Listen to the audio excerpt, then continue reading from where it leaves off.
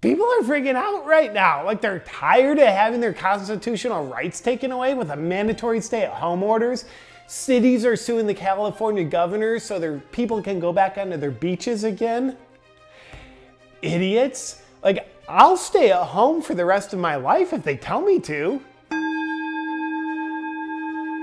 Who knows how to make the best choices for my health and my life? Definitely not me. So I'm more than happy to put my blind trust in power-hungry politicians and definitely uncorrupt groups like the World Health Organization.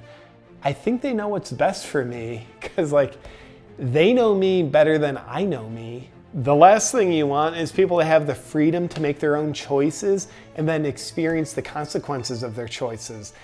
I think free will is a little bit of a sin. I don't think we should have it in the first place.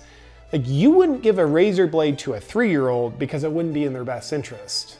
So you shouldn't give freedom to people either. All these Americans that want their freedoms are just ungrateful. I say, if you don't like how things are going and you just want your freedom, then why don't you move to a free country like North Korea or Venezuela, you freaking heathens? Oh, I 100% buy into the narrative they tell me. I think it's ludicrous some people don't 100% believe the narrative like it's the absolute truth. Why wouldn't you? Think about it. If you were in charge of a giant, powerful business that pretends it's a charity like the World Health Organization, you wouldn't spend your time carefully crafting your message to manufacture consent with the public to get them to go along with your mysterious agenda that's in your best interest that you tell them is in their best interest. You'd probably just get up to the podium and have a spontaneous conversation and see what comes out of your mouth while you're riffing. I think that's what they're doing. That's why when Trump gets up there and talks about things like injecting Lysol, it seems so out of the ordinary because he spends months carefully crafting his message. I also find the more scared I am, the more unwilling I am to believe anything other than the original narrative that they told me that they're still telling me, even when new, more accurate information emerges. Like when USC did research in LA County a few weeks ago and showed the amount of people infected with COVID-19 is 28 to 55 times more than we originally thought. Yep, because most of these people don't have symptoms, it suggests the infection is far less dangerous than we originally thought. And in contrast to the original guesstimation of a death rate of 4.5% in COVID cases, the LA County Health Department says the new research suggests the actual death rate in COVID cases is between 0.1 and 0.2%. That means the actual death rate in COVID-19 cases is 22.5 to 45 times less deadly than we were originally told. But this new scientific data is irrelevant to me because it's like I already made up my mind when I was the most frightened.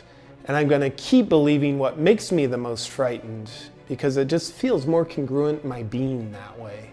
I'll also spend a lot of time looking for information that they shove in my face that confirms my existing beliefs. There's nothing like a little confirmation bias to help my mind continue to learn and expand. I'm also really good at believing the COVID death count, as anyone who is diagnosed with COVID-19 and then dies, irregardless of what they die from, pre-existing condition or otherwise, their death is labeled a COVID death. Makes sense to me. Instead of letting the doctor who is treating the patient use their medical education to determine the cause of death, I think the mandate to label it a COVID death is more accurate. And it helps the COVID death count get higher than it is.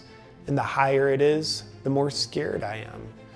And the more scared I am, the more obedient I am. Yes, I would like a mandatory vaccine. I'm scared enough that I think more things should be mandatory. Sometimes the best medicine is like the best sex, non-consensual. They work on the same premise. But I'll tell you this, those vaccines better be brought to market without long-term human trials. And I think it will be. It's better that way because the long-term trials that prove a vaccine's safety and effectiveness are pretty arrogant. It's just like, hey, let's spend years rubbing it in your face how great this thing is. I say it's better to just be humble and forgo that bragging period. It's pretty well proven that being proactive and taking care of your health won't keep you healthy. Our only hope is in the pharmaceutical companies protecting us. They have a very good track record of never harming anyone, so I sleep pretty good at night. I'm also kind of asleep right now. And yes, I would like to be microchipped as long as they tell me it's for my own good. And I apologize if I'm being a little too greedy here, but I'd like 2 microchips, please, just to keep me extra safe. Or maybe we should just do a baby step and use mandatory tracking apps on our phone first to keep us safe, and then go to the microchips. I think that's probably the way to go. I'll tell you who I trust more than God, Bill Gates, because he's got more money than God. Money can't buy happiness, but it can definitely buy my trust. I accurately look at Bill Gates as a medical authority when it comes to vaccines and being undiseased, because he's a software engineer, not a doctor. He doesn't have a medical degree or any other degree for that matter, which means he's not part of the corrupt medical system because he doesn't have any medical training, which means he knows more about medicine than medical professionals. Like when my child's sick, I don't take him to a doctor. I take him to the Apple store to have a computer engineer take a look at him. I'm not an idiot. Bill not only has my trust because he wears sweaters over collared shirts, but also because of how he found the path of altruism that he's on. Think about his journey. In 1999, he was sued by the federal government and found guilty of breaking antitrust laws because he created a monopoly with Microsoft, presumably because he's so power hungry for control and domination.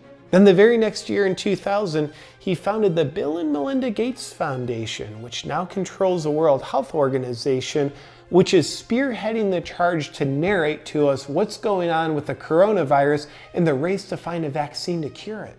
He miraculously switched from being such a power-hungry Microsoft overlord breaking laws to the extent that the US government had to sue him, to just 1 year later with the Bill and Melinda Gates Foundation being such a shining example of altruism that he selflessly cared so much that he made it his mission to rid the world of disease with vaccines.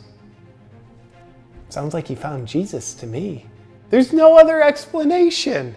Oh, and get this. This one time, a friend of mine who's obviously a conspiracy theorist who needs to be medicated had this outrageous theory that after he was found guilty in 1999 of breaking antitrust laws, Bill Gates realized that Microsoft could no longer be the vehicle that he used to gain more power and control, so he founded the Bill and Melinda Gates Foundation the next year to be the new vehicle for him to gain more power and control. And he even said Bill was smart enough to make the vehicle appear as though he's using it to help the world, even though he's just using it to take over more of the world, which would make the world help him take more of their power and control. So crazy. I was like, bro, he's not that smart. He's a billionaire, not a trillionaire. The mainstream narrative helps me classify anyone that doesn't go along with its narrative as an irresponsible lunatic conspiracy theorist. That way I can label them as crazy rather than thinking about what they're saying. So, my friend's a crazy lunatic. Thinking for yourself and making your own choices is dangerous during a time like this. Is that a blue pill?